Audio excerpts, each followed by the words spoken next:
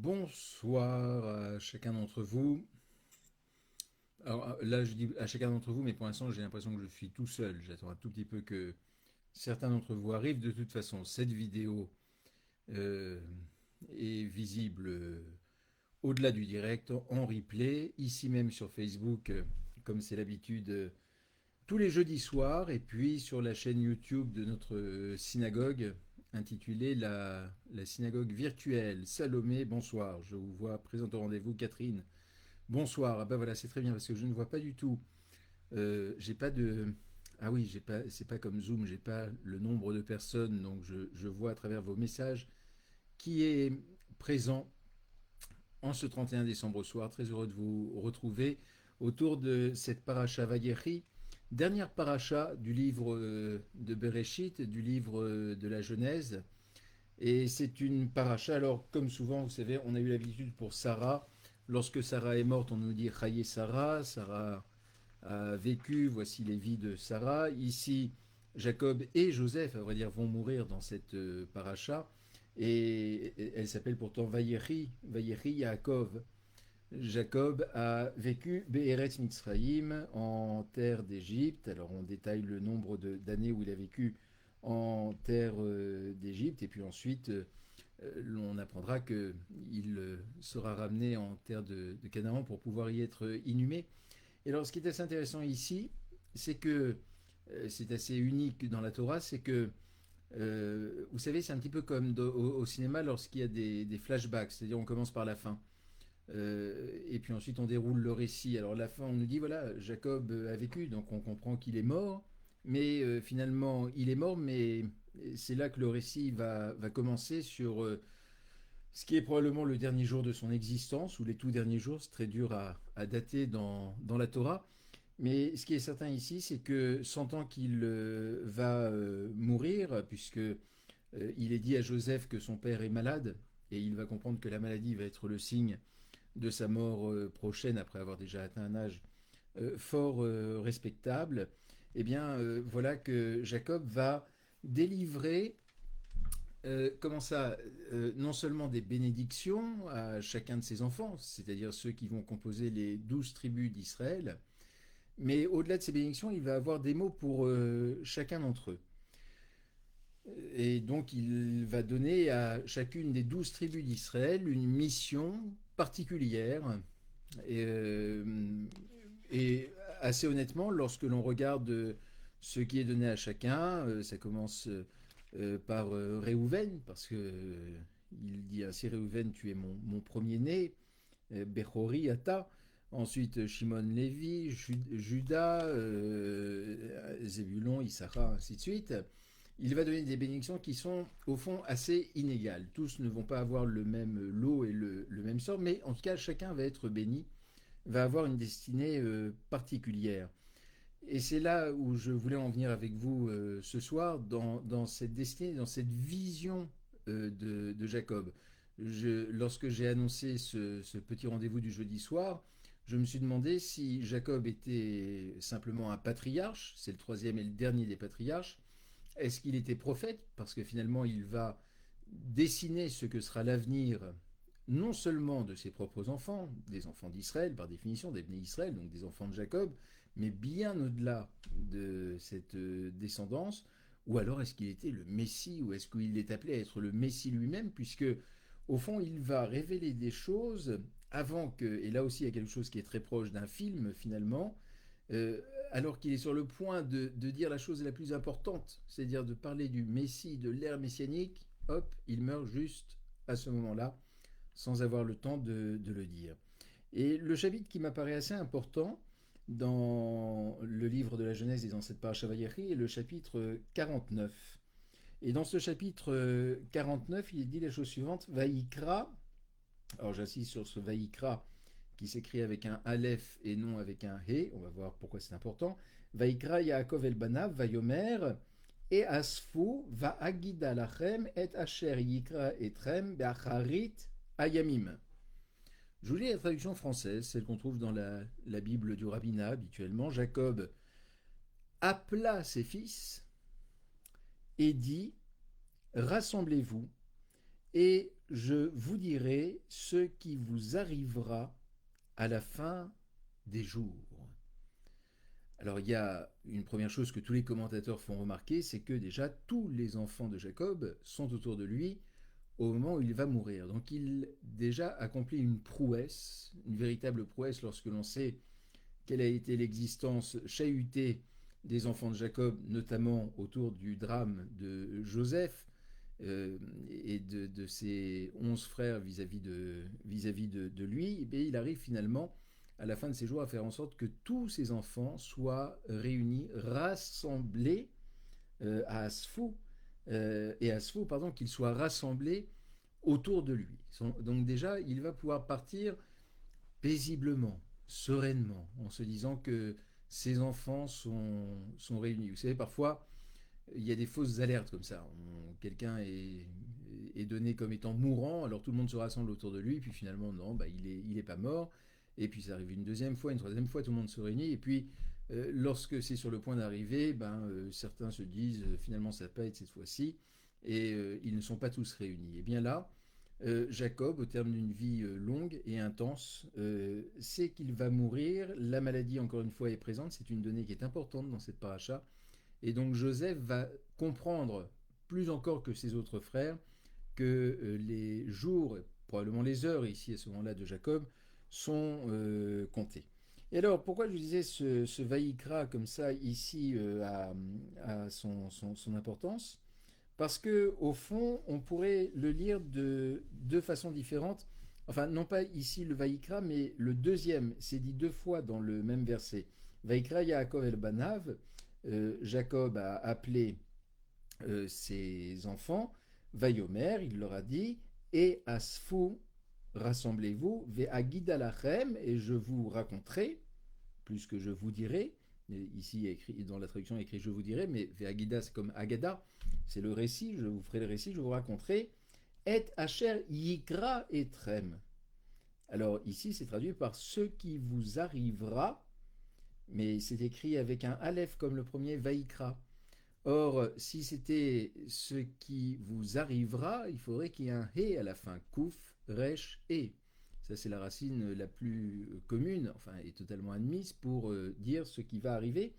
Et là, c'est plutôt ce qui va vous appeler, en quelque sorte. Be'achari tayamim, à la fin des jours. Et le mystère est ici, cette histoire de fin des jours. C'est-à-dire que Jacob est sur le point de leur révéler ce qui se passera à la toute fin des jours, c'est-à-dire nommément à l'arrivée du Messie. Alors, certains vont incarner dans un homme ce Messie, et puis d'autres vont dire les temps messianiques. Mais enfin, en tout état de cause, nous sommes dans ces fameux Acharit et Yamim, la fin des jours. Et avant de leur dire tout cela, vous voyez, presque dans un dernier souffle, avant d'expirer, eh bien, Jacob va décider de bénir chacun de ses enfants, et c'est-à-dire à travers chacun de ses enfants, chacune des tribus. Et alors donc on avance un petit peu pour arriver à la fin, et il est dit la chose suivante, ça c'est dans le verset 33, Vayechal Yaakov letzavot et banav, Vayesof raglav, el amita, Vayigva, Vayasef el amav, Jacob a achevé, a terminé de donner ses ordres, les tzavot, à ses fils. Alors on nous dit des bénédictions, mais qui finalement sont des ordres, parce que ces bénédictions vont donner une direction donc, de ce qu'ils vont devoir faire, donc des ordres. On nous dit il ramena ses pieds dans le lit. Vaïgva, il a expiré. Et chose très belle, Vaya Asef El Amav, et il a été réuni. C'est la deuxième fois du reste qu'on a ce verbe qui est employé, comme au tout début de cette paracha. Il a été réuni à son peuple. Et les enfants de Jacob ne vont pas pouvoir admettre que leur père est réellement mort. C'est une chose qui pour eux va leur paraître invraisemblable. Immédiatement après, ils vont faire quelque chose qui est totalement contraire au judaïsme, qui n'a rien à voir avec la halakha, avec la loi juive. C'est qu'ils vont l'embaumer. Euh, et l'on nous dit même qu'ils vont l'embaumer, qu'il va y avoir une durée de 40 jours qui va s'écouler. Et l'on nous dit que l'Égypte tout entière l'a même pleuré pendant 70 jours, c'est dire à quel point, à travers son fils Joseph, naturellement, il avait une importance particulière. Même le pharaon, nous dit-on, euh, a été ému de cette disparition, de cette mort.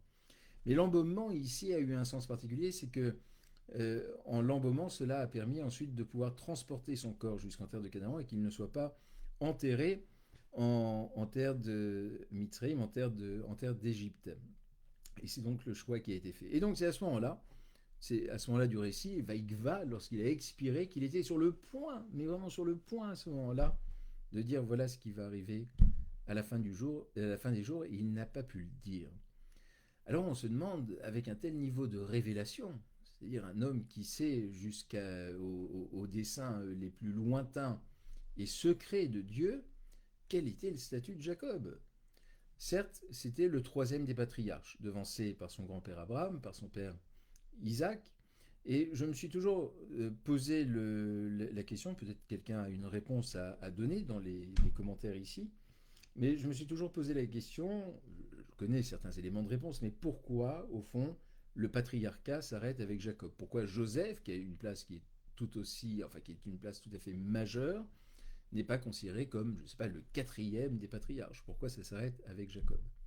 Et on a l'impression qu'avec Jacob s'arrête précisément cet esprit, au-delà d'un esprit prophétique, d'un esprit totalement investi par le divin, qui est en lui en quelque sorte, et qu'il porte. Il porte ce souffle divin en lui qui lui donne cette capacité de pouvoir expliquer ce que seront la fin des temps. Et hélas, ou pas, finalement, ici, nous n'avons pas la réponse qui nous est donnée, nous ne l'aurons jamais, si ce n'est que nous sommes aujourd'hui les uns et les autres dans l'attente de temps messianique. Et c'est un petit peu cela que je voulais nous souhaiter à chacun en ce 31 décembre au soir à 21h12 très précisément, de nous souhaiter toute l'espérance qui existe dans l'avènement des temps messianiques, c'est-à-dire un temps qui sera un temps où tous les peuples seront unis les uns aux autres, comme les enfants de Jacob ont su se réunir autour de leur père. C'est peut-être ça aussi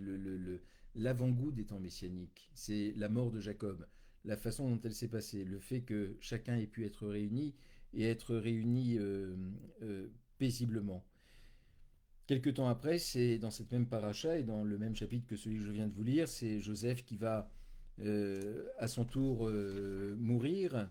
Et puis nous allons arriver, et qui va mourir assez jeune, à vrai dire, par rapport à ceux qui l'ont précédé, puisque lui va mourir à l'âge de 110 ans.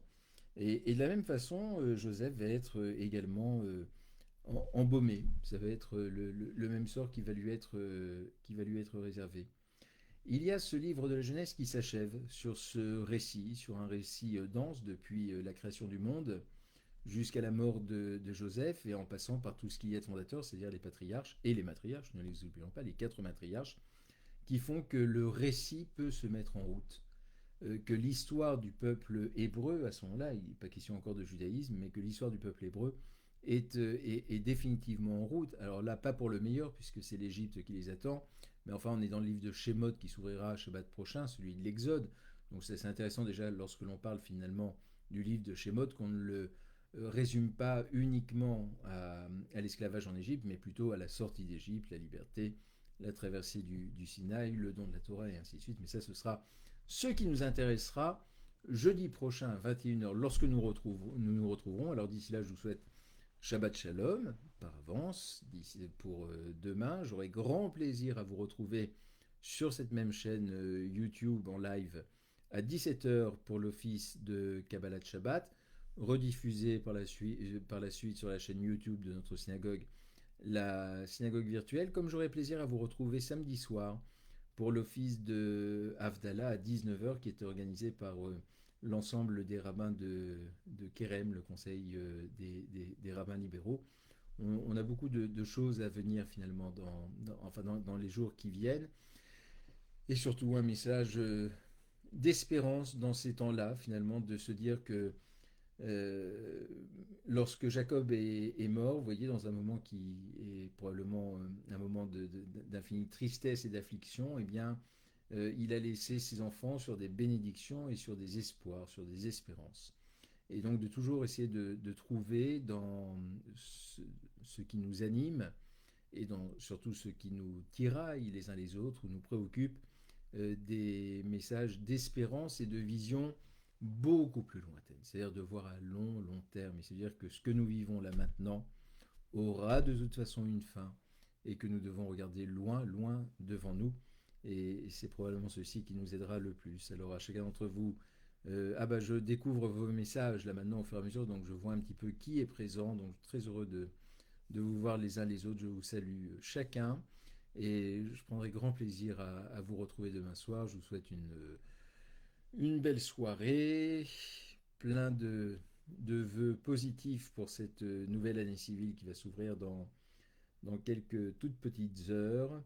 Et puis, comme à l'accoutumée, peut-être plus encore ce soir que les autres soirs, je ne sais pas, prenez soin de vous et prenez soin des autres et de ceux qui vous sont chers. À tous, Shabbat Shalom.